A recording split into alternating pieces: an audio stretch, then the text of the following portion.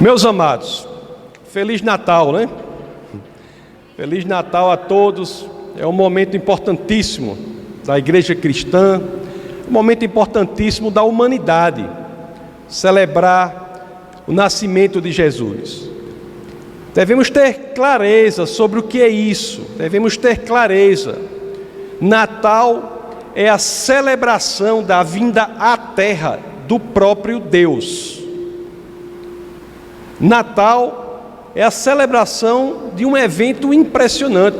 O grande evangelista que morreu recentemente e voltou aos braços do Pai recentemente, Billy Graham, ele dizia: a coisa mais incrível, mais impressionante que há não é o homem ter subido e ido à lua, mas é Deus ter descido e vindo à terra. É o Deus Criador dos céus e da terra, Criador de todo o universo e tudo mais o que há. Ele vem à terra e encarna entre nós. O grande milagre, meus queridos, que nós comemoramos, ele não começa exatamente em Belém. Não sei se vocês já pensaram sobre isso. A vinda de Jesus à terra, e esse é o grande milagre, começa na concepção de Maria. Na concepção, começa no ventre de Maria.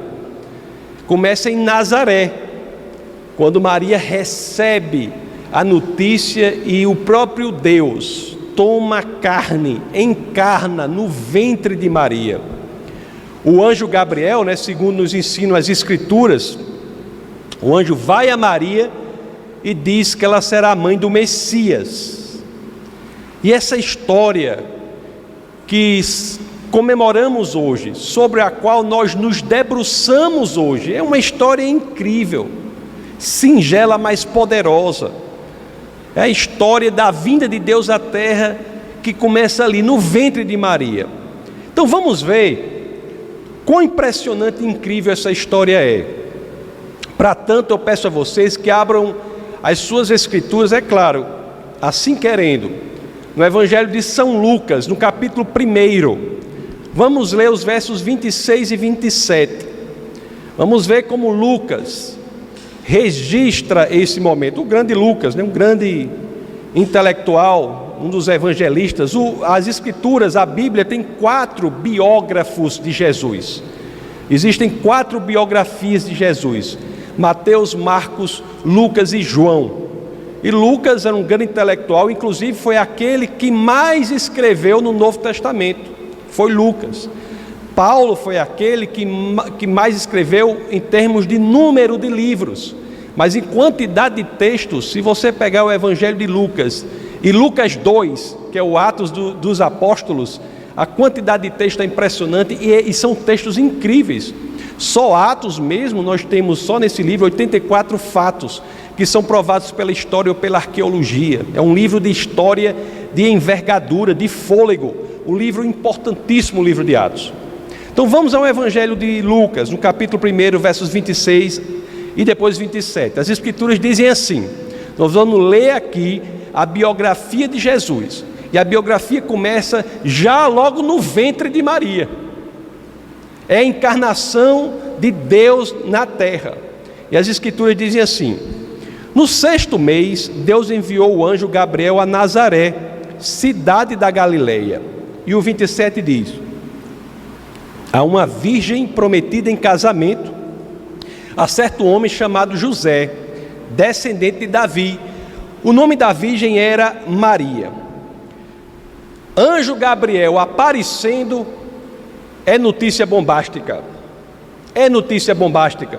Parece aquela música do plantão do Jornal Nacional. Só que no caso do anjo Gabriel são notícias boas, Ele já havia aparecido, o anjo Gabriel, aqui 6 meses antes desse momento. Havia aparecido a Zacarias, falando a notícia importante. E, aliás, 500 anos antes, 5 séculos antes desse momento em que ele aparece a Maria, já havia aparecido ao profeta Daniel, levando a mensagem de Deus.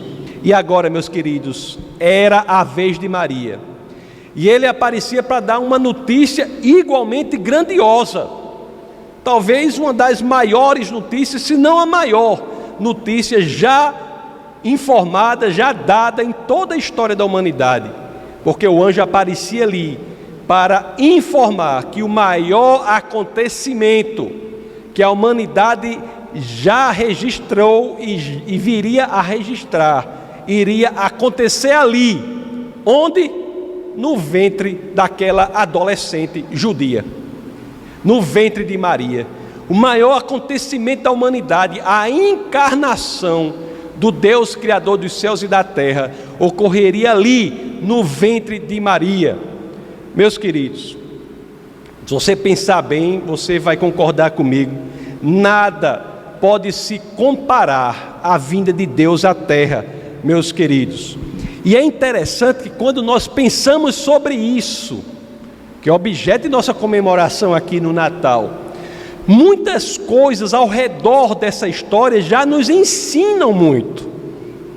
A vinda de Deus à terra nos ensina muito, a começar pela escolha da cidade, Nazaré. Só isso já é impressionante, porque hoje a mentalidade do mundo diz assim: Deus vem à terra, vem, então virá numa grande metrópole, não é? São Paulo, Nova York, Londres, Paris, virá numa grande metrópole. Mas Deus vem à terra, as Escrituras nos dizem, na cidade de Nazaré. Esse evento único, singular, ímpar, inigualável, aconteceria em uma cidade insignificante. É tão incrível que no Evangelho de São João, bota aí, Daniel, por favor, no capítulo 1, no verso 46, o que nós lemos lá? Nós lemos que Nataniel, sem acreditar que o Messias poderia vir de um lugar tão insignificante, pergunta a Filipe, essa passagem que é conhecida, né? Nazaré, pode vir alguma coisa boa de lá? Pode vir alguma coisa boa de lá? Mas foi ali mesmo, em Nazaré, naquela cidade insignificante, que Deus vem à terra. Nazaré não passava de uma pequena vila romana na província da Galileia. Se eu tivesse naquela situação, naquele momento, e fosse narrar a história, eu diria assim: Jesus encarnou lá em nós. É lá em nós, onde as pessoas são picadas pelas mutucas, onde lá na tromba do elefante, é um lugar assim, desimportante nos negócios, desimportante na cultura. Aliás, Nazaré, meus queridos, é tão insignificante. Antes do nascimento, a encarnação de Jesus, Jesus nasce em Belém, encarna em Nazaré. Antes da encarnação de Jesus, que você pode folhear cuidadosamente todos os 39 livros do Antigo Testamento, você não encontrará uma só menção a Nazaré. E se não estiver satisfeito com isso, você pode folhear todos os apócrifos, que os católicos chamam de deuterocanônicos, pode folheá-los, não encontrará uma só menção a Nazaré. Não está satisfeito? Procure a literatura judaica, que é escrita naqueles 400 anos que separam o Antigo do Novo Testamento, que separam o livro de Malaquias do Evangelho de São Mateus. Nem nos escritos judaicos do período intertestamentário entre os dois testamentos, o Antigo e o Novo, faz uma só menção à cidade de Nazaré. Mas foi ali, em Nazaré, que tudo ocorreu, tudo começou. O que isso nos ensina? Meus queridos, só a escolha do local em que Jesus encarna, em que Deus vem à terra, já é uma lição poderosíssima para a nossa vida. O que é que isso nos ensina, meus queridos? Que Deus pode fazer o extraordinário do ordinário. Deus pode fazer o magnífico do trivial. Deus pode fazer o esplêndido do banal. Só isso aí já é uma lição profunda, e se me permite, conforme eu sempre digo, o superlativo, profundíssima. Profundíssima. É ali em Nazaré que Deus vem à terra, encarnando no ventre de Maria.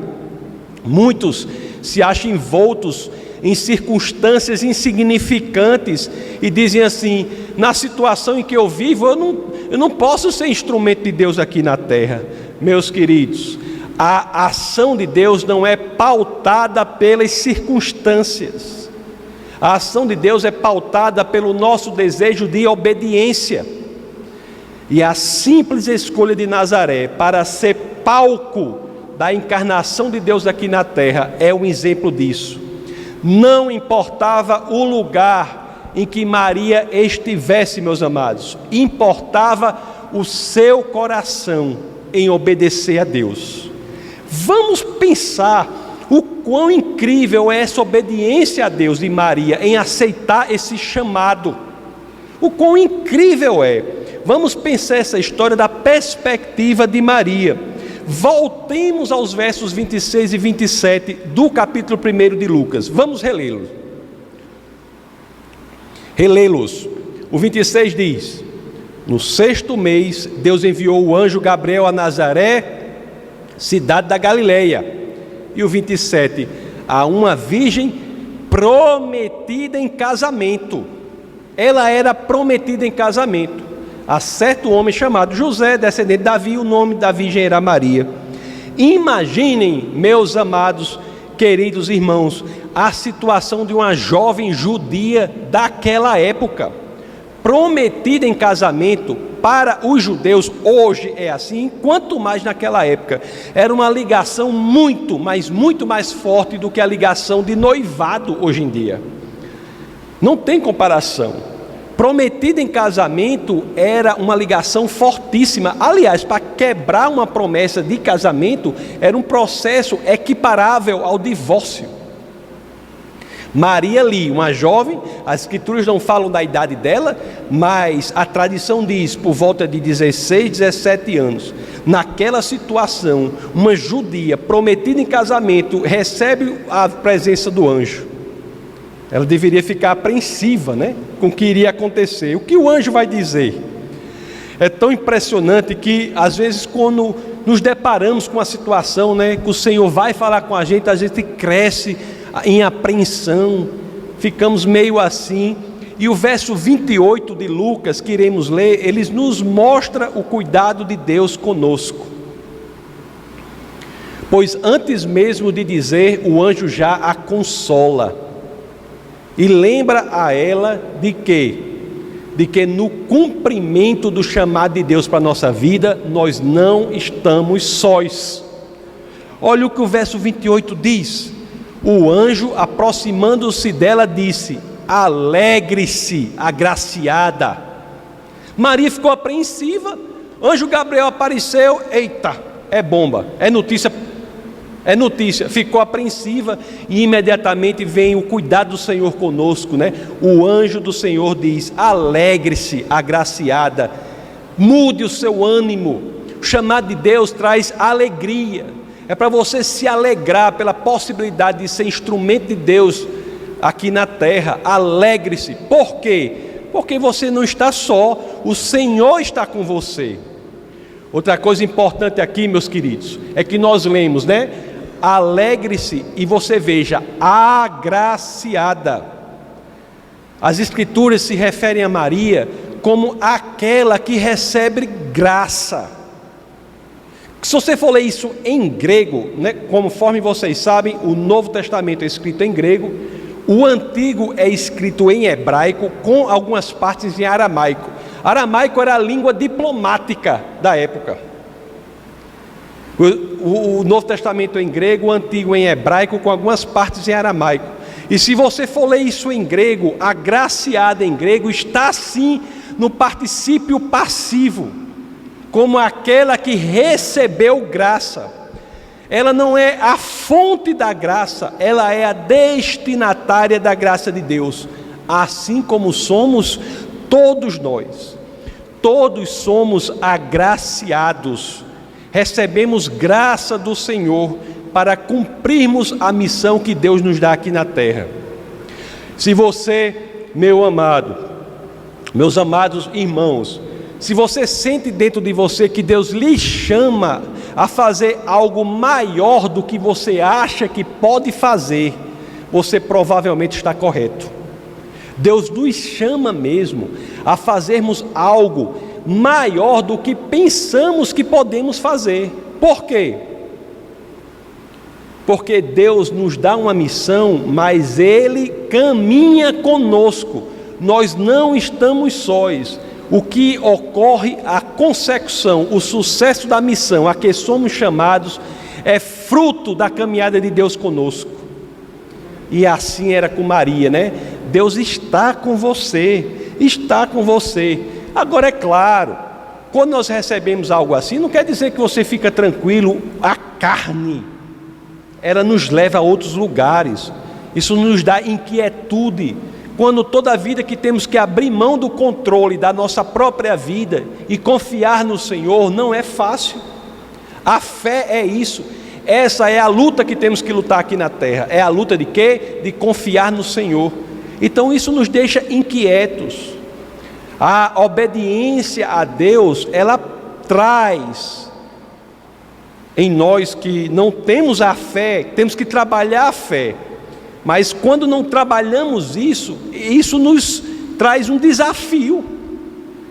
Porque nós temos que ter a convicção de que o futuro será promissor, não pelas circunstâncias, mas pelo Senhor, graças ao Senhor. Já falei para vocês certa vez aqui a diferença entre fé e otimismo. Qual é a diferença entre fé e otimismo? Qual é a diferença entre esperança e otimismo? O otimismo, ele sorri para o futuro por causa das circunstâncias do presente. O otimista é aquele que diz: as circunstâncias estão favoráveis. Aí você é otimista, sorri para o futuro. A fé, a esperança não. Ela sorri para o futuro não por causa das circunstâncias, mas apesar das circunstâncias.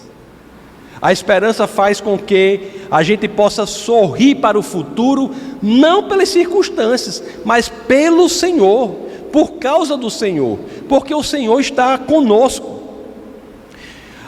Mas não é fácil, tanto que o verso 29 nos diz que Maria ficou um pouco intranquila. O que é que o verso 29 nos diz? Maria ficou perturbada com essas palavras, pensando no que poderia significar esta saudação. É totalmente aceitável, né, meus queridos, que uma jovem naquela situação estivesse assim. Hoje em dia, seria da mesma forma, você imagina uma judia naquela época. Já pensou uma jovem de 16 anos recebeu uma notícia dessa? Ficou perturbada, né? Assim, ele não tem recebido a notícia, mas ficou perturbada. O que é que vai acontecer? E é interessante que quando temos perturbação diante da presença do Senhor, o Senhor logo nos explica. Lá em Lucas, no capítulo 30 ao 33, do verso 1, vamos ler o 30 ao 33, as escrituras dizem assim: mas o anjo lhe disse, Maria estava perturbada, o anjo disse: não tenha medo, Maria, você foi agraciada por Deus. Você ficará grávida e dará à luz um filho, e lhe porá o nome de Jesus. Ele será grande e será chamado Filho do Altíssimo. O Senhor Deus lhe dará o trono de seu pai Davi, e ele reinará para sempre sobre o povo de Jacó. Seu reino jamais terá fim. Espera aí, bota aí no verso 32, Daniel. Você já prestou atenção para o que Lucas diz aqui? Da metade para o final, o Senhor, ele lhe será grande, será chamado Davi. O Senhor Deus lhe dará o trono de seu pai Davi. O Senhor Deus lhe dará o trono do seu antecedente Davi. E o que é que diz o 33? E ele reinará para sempre sobre o povo de Jacó, e termina assim: seu reino jamais terá fim. O filho de Davi, quem é Jesus? O filho de Davi, cujo reino jamais terá fim. Uma coisa muito curiosa, e que às vezes as pessoas pulam logo, é no começo do Evangelho de Mateus, o primeiro dos Evangelhos, é o que inicia o Novo Testamento, é o que inicia as biografias de Jesus, as 4, Mateus, Marcos, Lucas e João, nesta ordem. É interessante que em Mateus, o primeiro verso do Novo Testamento, quando vai apresentar o biografado, que é Jesus de Nazaré, como é que o evangelista apresenta? Vamos ver Mateus 1:1. Como é que ele apresenta? Diz assim, ó: registro da genealogia de Jesus Cristo, filho de Davi. filho de Abraão. Vocês já se perguntaram por quê? Por que nós vamos fazer a biografia do Deus que vem à terra? E em Mateus já começa assim: quem é o biografado? Registro da genealogia de Jesus Cristo. Esse é o primeiro verso do Novo Testamento. Filho de Davi, filho de Abraão. Por quê? Lá em Lucas fala também que nós lemos, né? O filho de Davi. Por quê? Meus queridos, e isso é muito importante que nós saibamos hoje, quando celebramos a encarnação e a vinda de Cristo à terra, de Jesus da terra. O menino que encarnaria no ventre de Maria não seria mais um profeta. É um erro achar que Jesus é um profeta. Não, meus amados, Jesus não é um profeta. Jesus de Nazaré é, isso sim, o cumprimento das profecias de Deus. Jesus não é um profeta. Ele é Deus vindo à terra para cumprir as suas profecias. O Natal se resume a quê? Olhe quão importante é o Natal. O Natal é a celebração de Deus cumprindo as suas profecias em Jesus Cristo. Como assim? Vamos entender, né? Vamos entender isso. É por isso que Jesus é introduzido como filho de Davi, filho de Abraão. O sentido teológico disso é belíssimo, é profundo. É nos dizer que Deus é fiel, Ele cumpre as suas profecias. Por quê? Primeiro, vamos ver por que filho de Davi. Por que filho de Davi? Qual é o ponto de partida investigativo nas Escrituras para que eu saiba o que quer dizer isso?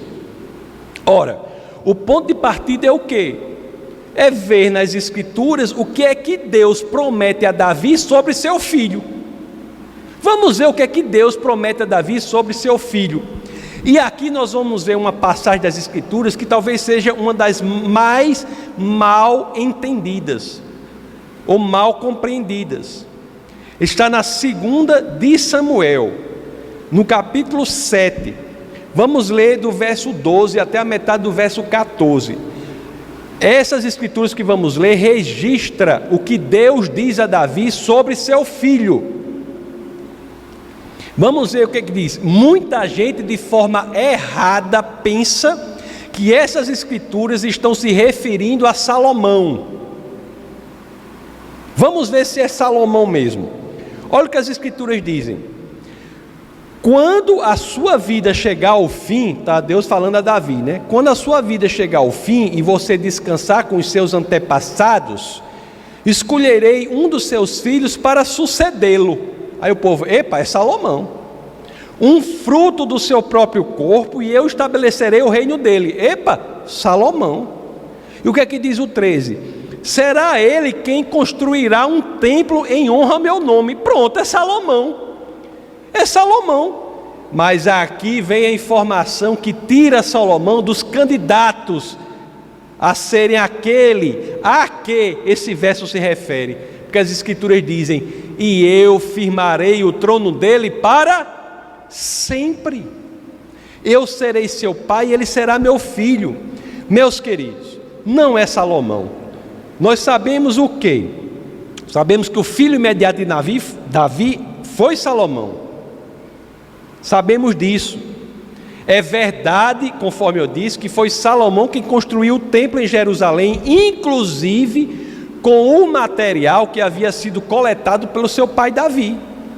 Mas a questão é: será que é esse templo que Salomão construiu de que as Escrituras falam em 2 Samuel, no capítulo 7? Não é. Por quê? Porque as Escrituras dizem no verso 13 que o trono será firmado para sempre. Foi isso que ocorreu com o templo, o trono de Salomão? O trono de Salomão foi firmado para sempre? Não. Foi destruído o trono, o templo, tudo. E não só uma vez, duas vezes, conforme vocês sabem, né? O templo construído por Salomão foi destruído por Nabucodonosor II, o grande rei da Babilônia, e depois foi reconstruído por Herodes para fazer uma, como é que diz popularmente, uma média, para fazer uma média com os judeus, né? Não é popularmente que faz, né? Para agradar os judeus. Inclusive, historicamente, é uma coisa incrível, porque Herodes reconstrói o templo e nunca entra no templo, por não ser judeu. Isso é incrível, historicamente falando, com respeito aos judeus, mas Herodes reconstrói o templo, e esse templo é destruído novamente no ano 70 depois de Cristo por Roma. Mas Deus não disse: eu firmarei o trono dele para sempre. Então não é de Salomão de que as escrituras falam aqui, meus queridos. Não é deste descendente de Davi que as escrituras falam aqui, meus queridos. Esta promessa feita por Deus haveria de ser cumprida em outra pessoa. Deus ainda haveria de cumprir esta promessa. Em que filho, em que descendente é construído o templo que dura para sempre? Em Jesus de Nazaré, cuja encarnação e nascimento nós celebramos no dia de hoje. É por isso, meus queridos, que aqui no Evangelho de Lucas, vamos reler no capítulo 1, da metade do verso 32 até o 33, os evangelhos dizem assim, o Evangelho de São Lucas diz assim, da metade para o final: o Senhor Deus lhe dará o trono de seu pai Davi, e o 33, e ele reinará para sempre sobre o povo de Jacó, seu reino jamais terá fim. Meus queridos, da mesma forma, o Evangelho de Mateus, o primeiro Evangelho, ele tem cuidado, lá em Mateus 1, Daniel, quando ele fala, registra a genealogia de Jesus, filho de Davi, filho de Abraão. Ele está apresentando este Deus, o Deus Criador dos céus e da terra, que nasce para cumprir as promessas que foram feitas a seu povo. Ele nasce para ser o templo que nunca é destruído, para está no trono que nunca é destruído, que dura para sempre. E aqui, filho de Abraão. Por que filho de Abraão? Porque Jesus é também o cumprimento de uma promessa que Deus fez em Abraão. Lá em Gênesis, no capítulo 12, no verso 2 a 3, nós temos uma das promessas mais belas feitas pelo Senhor. Chega para Abraão, que era um idólatra. Abraão, um idólatra, e o que o Senhor diz? Farei de você um grande povo e o abençoarei, tornarei famoso o seu nome, e você será uma bênção. E o 3, abençoarei os que o abençoarem, e amaldiçoarei os que o amaldiçoarem. Por meio de você, todos os povos da terra serão abençoados. A descendência de Abraão seria por meio dela que todos os povos da terra seriam abençoados. Abraão, quando recebeu essa notícia, né, deve ter ficado confuso. E agora? Porque Abraão não tinha filho ainda, não é? E depois, miraculosamente, teve Isaac, que é o filho da promessa. Agora, com todo respeito a Isaac é um dos patriarcas. Abraão, Isaac e Jacó, os 3 patriarcas, com todo respeito, é uma pessoa admirável. Foi o único dos patriarcas que nunca mudou de nome. Isso aí já é uma grande coisa, né, Judy? Nunca mudou. Isaac. Mas me diga uma coisa: foi por meio de Isaac que a promessa feita a Abraão se cumpriu? Será que é por meio de Isaac que todos os povos da terra são abençoados? Por mais alto nível que seja Isaac, mas ele não chegou a tanto, pessoal. Não foi em Isaac. Deus haveria ainda de cumprir esta promessa. E cumpriu em quem? Em outro descendente de Abraão, Jesus Cristo, aquele por meio de quem, ele sim, todos os povos da terra são abençoados. É a comemoração do cumprimento das promessas do Senhor. Isso é uma coisa belíssima, o Natal. É em Jesus Cristo que as promessas de Deus são cumpridas, meus queridos. Não é por acaso, não sei se vocês já notaram isso, em várias passagens da biografia feita por Mateus, em várias passagens, nas situações envolvendo Jesus, Mateus coloca algo parecido assim: tudo isso aconteceu para que se cumprisse o que o Senhor disse ao profeta. Jesus veio para que se cumprisse o que Deus disse aos profetas. Jesus veio para que se cumprissem as profecias feitas por Deus. Várias situações, vou citar só algumas. Abra rapidamente aí, Daniel, por favor, Mateus 1:22. O que as escrituras dizem? Tudo isso aconteceu para que se cumprisse o que o Senhor dissera pelo profeta. Mateus 2:17. Então se cumpriu o que fora dito pelo profeta Jeremias. Tudo se referindo a Jesus. Mateus 4:14. Para cumprir o que fora dito pelo profeta Isaías. Tudo que é profeta, Deus falava por meio dele, fazendo suas promessas, suas profecias, e próprio Deus vem à terra em Jesus Cristo para cumprir as promessas que ele fez. Em outras palavras, a biografia de Jesus é única. O que celebramos aqui é único. Celebramos aqui o quê? A história do cumprimento das promessas de Deus para o seu povo, meus queridos. E é o cumprimento de Deus para o seu povo. A história do cumprimento das promessas de Deus para mim, para você. Quem é esse menino chamado Jesus? Você já pode dizer: Jesus é o cumprimento das promessas de Deus para mim e para você. Jesus é o cumprimento das promessas de Deus para nossas vidas. É o nascimento dele que celebramos hoje. É o nascimento do cumprimento das promessas de Deus para a nossa vida, meus queridos. É por isso, que nós vemos que Jesus não veio abolir a lei, mas veio cumprir a lei. É por isso. Ele veio cumprir a lei, ele veio cumprir as promessas. Jesus não é apenas um profeta. Não cometa esse erro. Várias concepções de mundo não cristãs têm em Jesus um profeta, um grande profeta. O Islã, por exemplo, diz o quê? Que Jesus é um profeta. Aliás, de Jesus ele diz que é um profeta sem pecados, imaculado.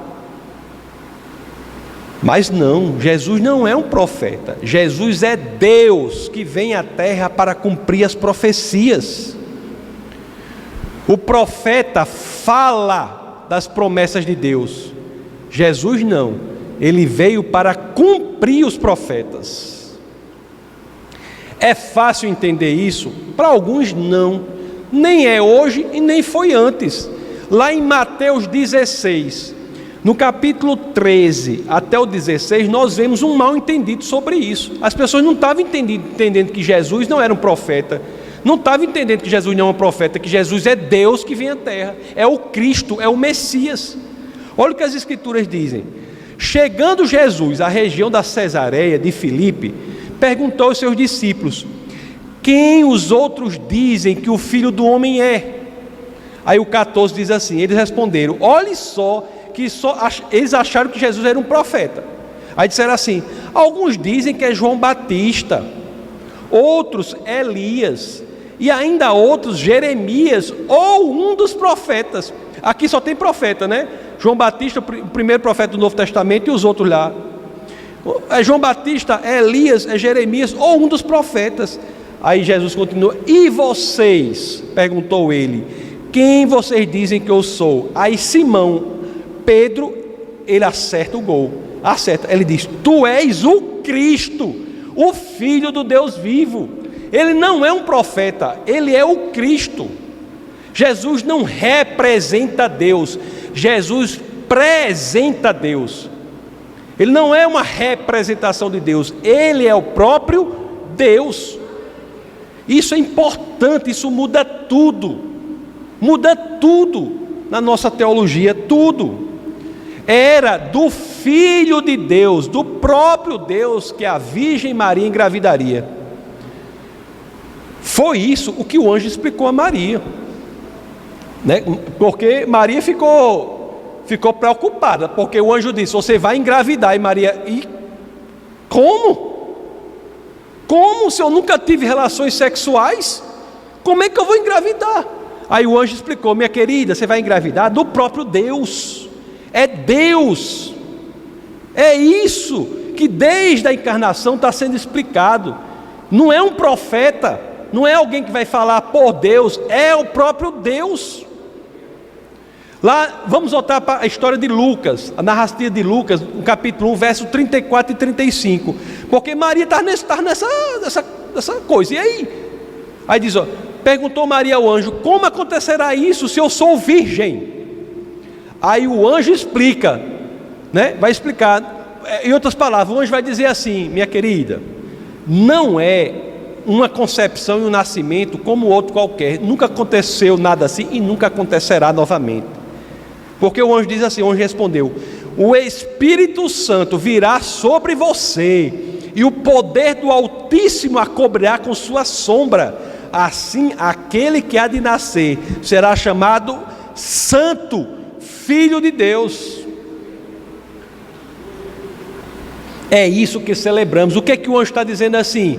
Está dizendo assim: Maria, a sua gravidez se dará por iniciativa do próprio Deus. Meus queridos, nós temos aqui a expressão sublime da encarnação de Cristo. A expressão sublime. Olhe, Deus é um Deus de milagres. Vocês sabem disso. Deus é um Deus de milagres. Há muitas gravidezes miraculosas na Bíblia, muitas. O verso subsequente aqui, o 36 e o 37, fala até da gravidez de Isabel. Vamos ler, 36 e 37. Também Isabel, sua parenta, terá um filho na velhice. Essa parte fala de muitos velhos enxeridos, porque assim, é todo mundo na velhice. Também, só Maria não, mas esse aqui, ó. Também Isabel, sua parenta, terá um filho na velhice. Aquela que diziam ser estéril já está em seu 6º mês de gestação, pois nada é impossível para Deus. De fato, né? Nada é impossível para Deus. Aliás, quem era esse bichinho que estava na barriga aqui de Isabel? Quem era? João Batista. Estava lá, João Batista, o primeiro profeta do Novo Testamento, estava lá na barriga de Isabel. E João Batista, deixa eu dizer um negócio para vocês aqui. Foi esse bebê na barriga de Isabel que, segundo o meu entendimento, foi o primeiro que reconheceu Jesus como Cristo. O primeiro na terra a reconhecer: este é Deus, é o Messias, na minha opinião, foi João Batista, ainda como feto. Vocês já pensaram sobre isso? Eu vou já falar sobre isso aí. Mas o que eu quero dizer para vocês é o seguinte, né? O que Maria ia acontecer com ela não era fácil. E nós temos aqui no verso 38, nós temos uma das expressões mais belas de alguém em relação à obediência ao chamado do Senhor. O verso 1:38 diz assim, ó, quando o anjo diz o que vai acontecer com ela, olha o que Maria diz: sou serva do Senhor, que aconteça comigo conforme a tua palavra. Isso é belíssimo. Já pensou se nós fôssemos todos capazes de dizer isso? Senhor, que aconteça comigo conforme a tua palavra. Então o anjo a deixou. Meus queridos, Natal é uma celebração sublime. Eu disse para vocês, nunca ninguém havia sido concebido assim, nem voltaria a ser concebido assim. Nunca ninguém havia nascido assim, nem voltaria a nascer assim. Tem vários nascimentos miraculosos. Zacarias e Isabel, que a gente já viu. Tem João Batista. Abraão e Sara, nascimento miraculoso também. Elcana e Ana tiveram o grande profeta Samuel. Tudo miraculoso. Todos os nascimentos foram miraculosos, existem gravidezes miraculosas até hoje. Deus intervém, pode intervir na vida de cada um. Nós cremos na atuação de Deus na vida de cada um. Mas o que aconteceu aqui com Jesus é diferente. É diferente. Porque em Maria não há a utilização da união do homem e da mulher. Não. Não há. É único. E o cerne, o centro do ministério de Maria é o quê? É aceitar que esse milagre único acontecesse em seu ventre. Não é pouca coisa. Eu já disse, para uma judia daquela época, não é algo fácil de aceitar. E tudo isso acontece para quê? Para que Deus possa vir à terra, para cumprir as suas promessas, meus amados. Você quer ver outra diferença importante no nascimento de Jesus e de todos os demais?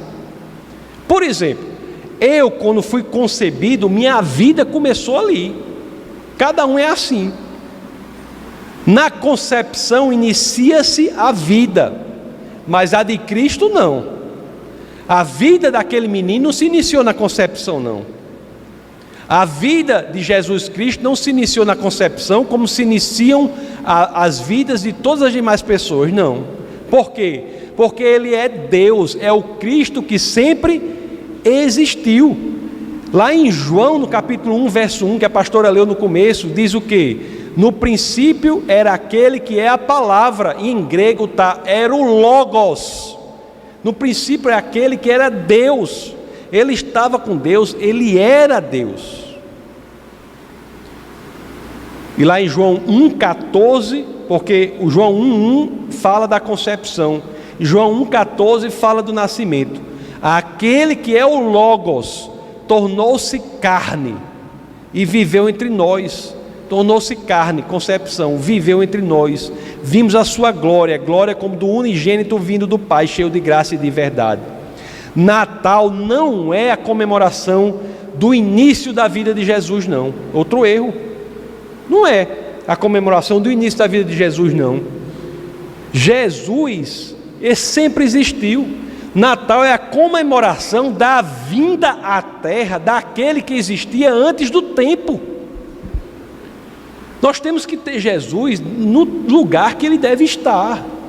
Jesus é Deus, ele vem à terra, e é isso que comemoramos no Natal.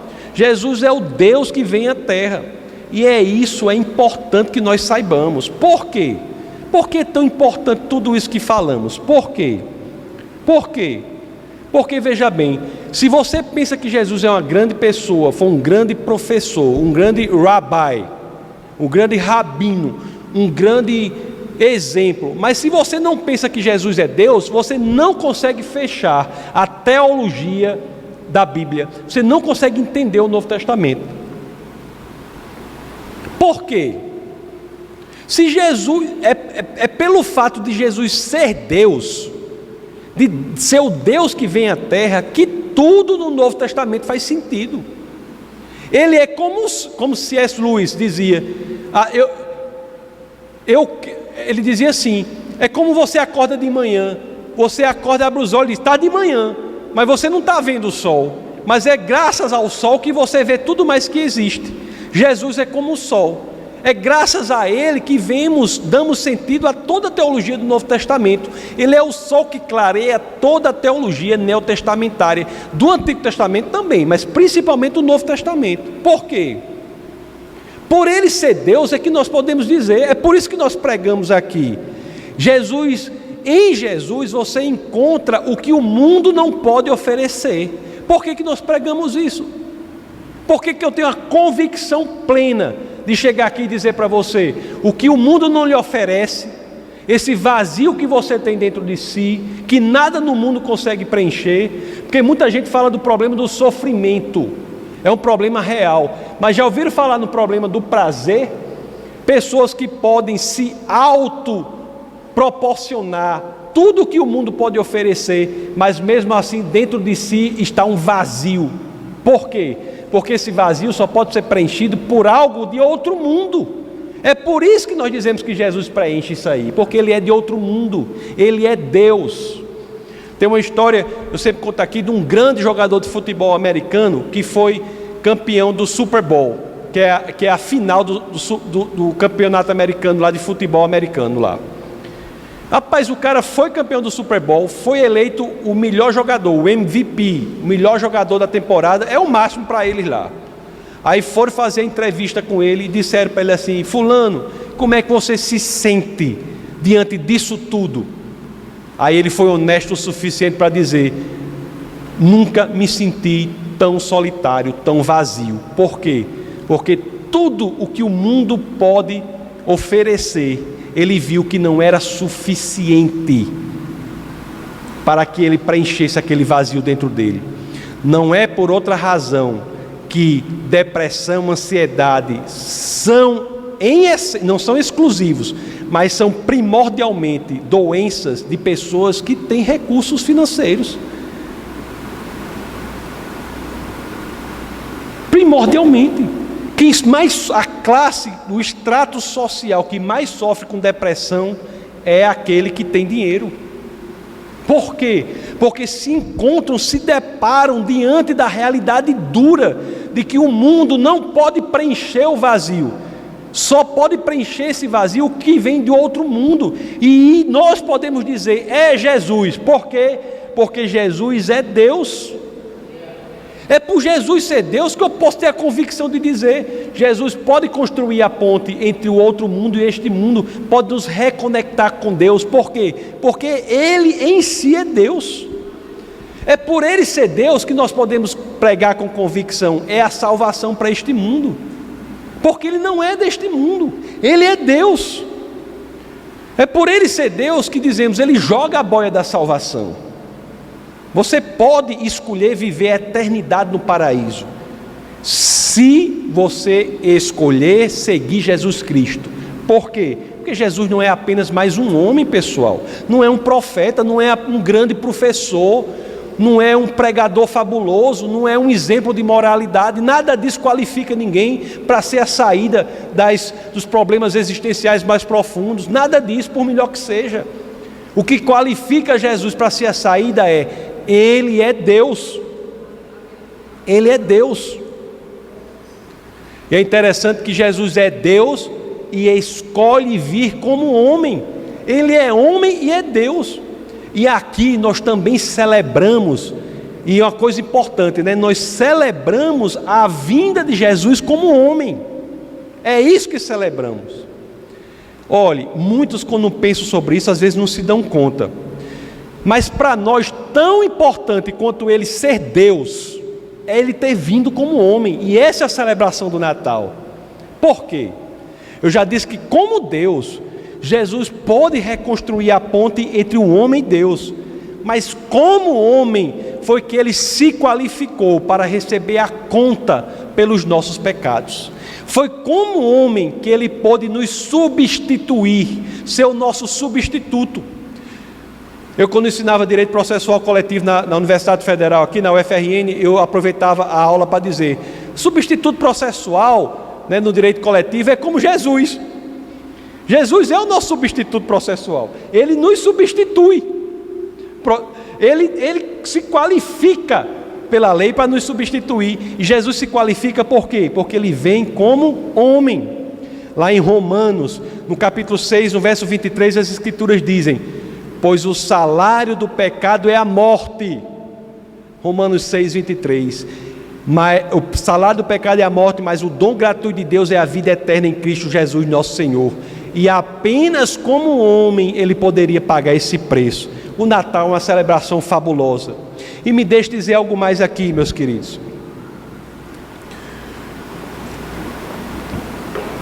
Não sei se já pensaram sobre isso, mas é como eu lhe falei: se não fosse assim, se Ele não fosse Deus, como iríamos entender o Novo Testamento? Como iríamos poder entender o Novo Testamento? Por exemplo, como iríamos entender João 14,6? Se Jesus não é Deus, João 14,6 diz respeito a um lunático. Porque o que diz João 14,6? Jesus respondeu: eu sou o caminho, a verdade e a vida. Ninguém vem ao Pai a não ser por mim. Como é que nós podemos dar sentido a uma afirmação dessa, se ela não for proferida por alguém que é Deus? Se Jesus não é Deus, como é que nós podemos dizer que Ele foi ressuscitado para nunca mais morrer? Como? Então o Natal é a celebração do momento que faz sentido, dá sentido ao Novo Testamento. É conforme eu disse, é por Ele ser Deus que eu posso dizer aqui, Ele pode transformar a sua vida. Jesus, por ser Deus, Ele transforma a sua vida. É por Ele ser Deus, repito, que eu posso dizer, Jesus pode dar sentido e dar propósito à sua existência. Se não fosse Deus, eu não diria isso. Eu não posso dizer isso de mais ninguém. Só posso dizer do próprio Deus, Criador dos céus e da terra. É por isso que eu posso dizer. Ele dá sentido à sua existência.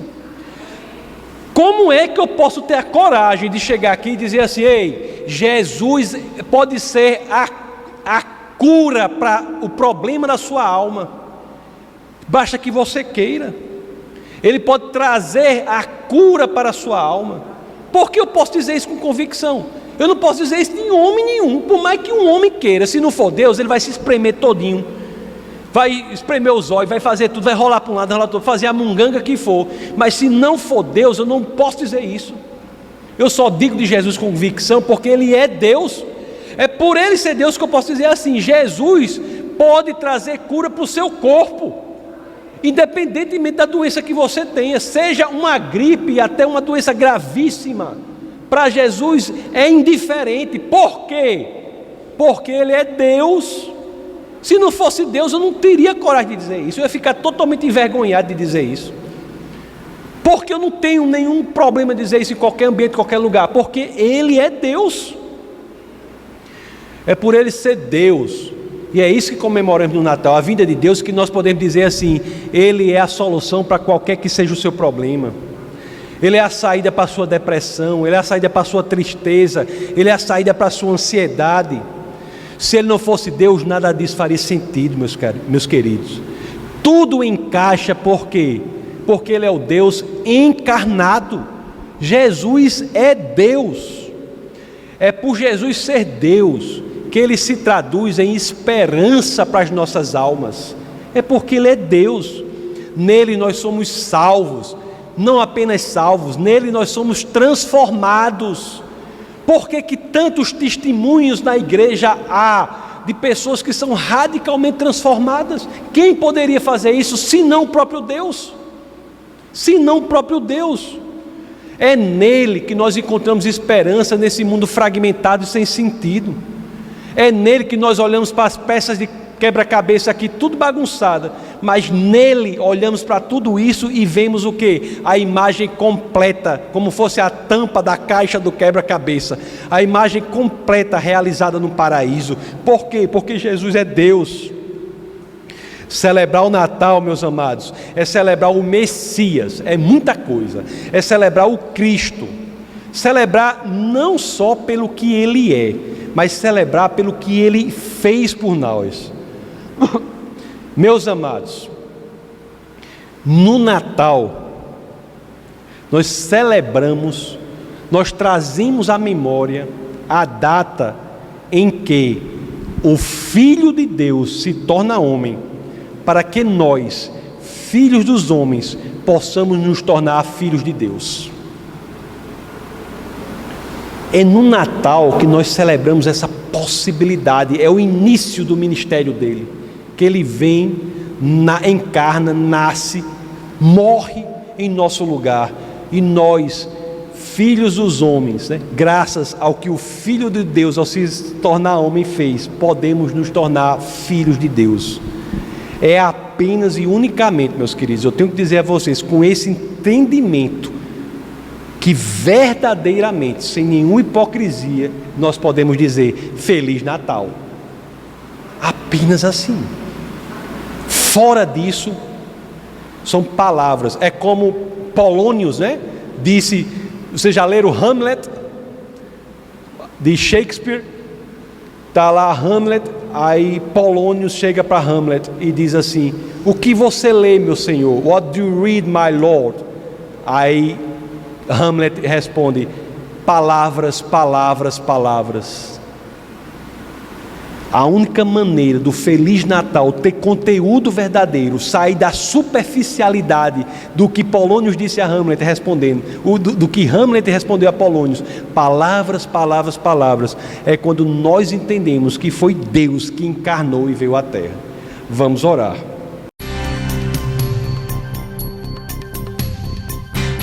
Essa foi uma produção do Ministério Internacional Defesa da Fé, um ministério comprometido em amar as pessoas, abraçar a verdade e glorificar a Deus. Para saber mais sobre o que fazemos, acesse defesadafé.org.